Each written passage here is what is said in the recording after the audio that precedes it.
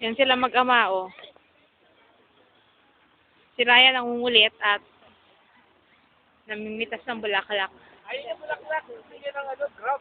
Oo, kadiri. Nangangain ng grubs. Ayan, oh, puro tulips. Teka, lapit ako doon. Ang ganda, oh. Puro tulips. Dito, iba naman. Ewan ko ano naman to. Parang may windmill dito kasi may exhibit yung Dutch Society. Tapos yun, puro tulips pa rin doon. Tapos ito, parang dark red na tulips eh. O maroon colored. And white, of course. Tapos meron ulit. Tapos ito yung support naman. So, kind of, I don't know what these are. And, no? I'm sure pag nandito si Mami, gusto niya makita itong mga to. Kasi puro bulaklak talaga. Ayan o, lalaki ng tulips.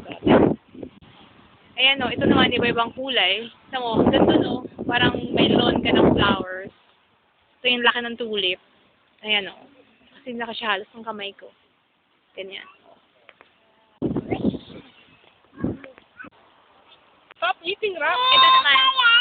Ito naman nangangain ng ano, damo. At syempre, si Alvin, concerned. Kasi nangangain ng lupa eh.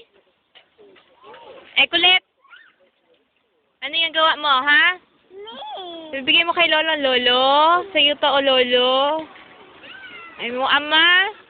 Miss ko na luto mo. Gutom na kami, kaya kakain na lang ako lupa. Ama.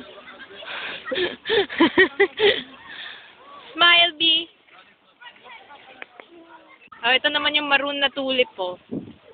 Oh. Ang laki ng kamay ko halos, yung tangkad niya.